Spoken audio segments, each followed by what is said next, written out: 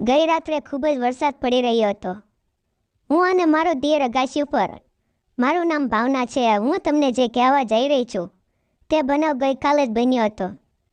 વાર્તા ગમે તો વિડીયોને લાઇક અને ચેનલને સબસ્ક્રાઈબ જરૂર કરજો.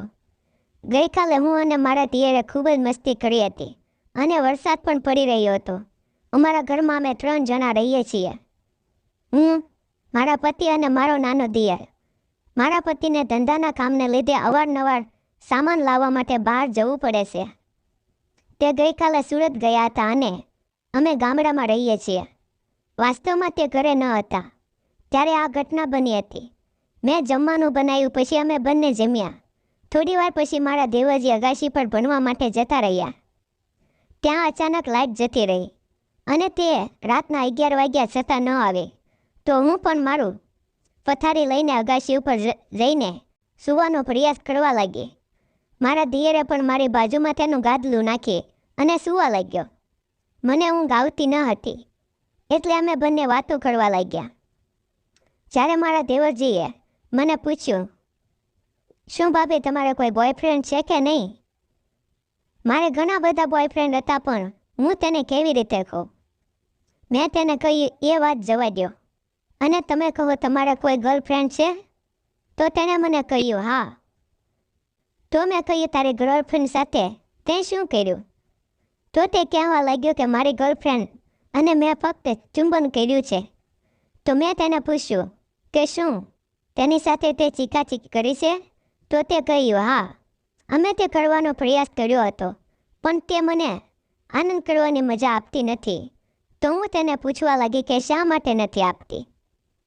તો તેને કહેવાનું શરૂ કર્યું કે ભાભી, તમે નહીં માનો, પણ વાસ્તવમાં રાક્ષસ ખૂબ જ મોટો છે, તેથી તે કોઈ પણ પહાડની ગુફા તોડી નાખે છે.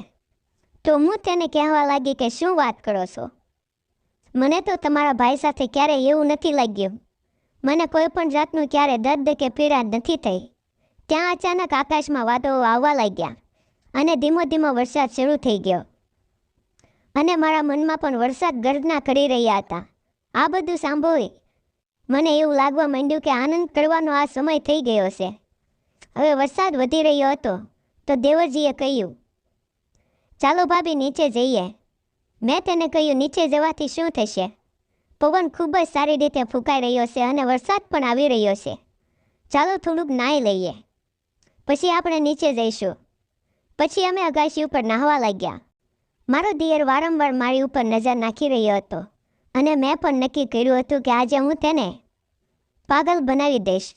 દુનિયાનો કોઈ પણ વ્યક્તિ મારી સામે જોવાનું પોતાને રોકી શકતો નથી. વાતમાં મેં તેમને કહ્યું કે દિયરજી, આજે રાત્રે હું તમારી પત્ની બનીશ તો તમને કેવું લાગશે અને મને શું ઇનામ મળશે? દિયરનું મોઢું જોવા જેવું થઈ ગયું અને તે જાણતો હતો કે થઈ રહ્યું હતું તે તેની પસંદનું હતું. મેં કહ્યું કે આવો દિયરજી, જીવનમાં ક્યારેય નહીં આવે. આજે આપણે બંને એક થઈ જઈએ અને ખૂબ જ આનંદ કરીએ. આટલું કહેતા તો તે મારી નજીક આવ્યો. હું પણ ભીની હતી અને જોરદાર વરસાદ પડી રહ્યો હતો. તે બેકાબૂ બની ગયો હતો કારણ કે કદાચ તેને લાંબો સમય રાહ જોવામાં વિતાવ્યો હતો. તે તેનું નિયંત્રણ ખોઈ રહ્યો હતો. અગાશી ઉપર થોડું પાણી ભરાઈ ગયું હતું. જોરદાર દબાણ કર્યું અવાજ આવી રહ્યો હતો. ધોધમાર વરસાદ અને વીજળીના કડાકા વચ્ચે રાક્ષસ પણ પોતાનું રૂપ બતાવવા માટે તૈયાર હતો. દેવરજી, તમારા ફ્રેન્ડ ડરે છે, પણ મને આનાથી ખૂબ જ આનંદ અનુભવાય છે. એટલામાં વીજળી ચમકી અને અમે થાકી પણ ગયા.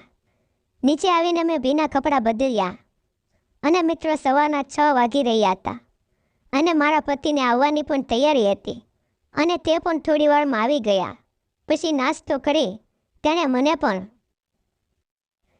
આગળની વાર્તા સાંભળવા માટે વિડીયોને લાઇક અને સબસ્ક્રાઈબ જરૂર કરો.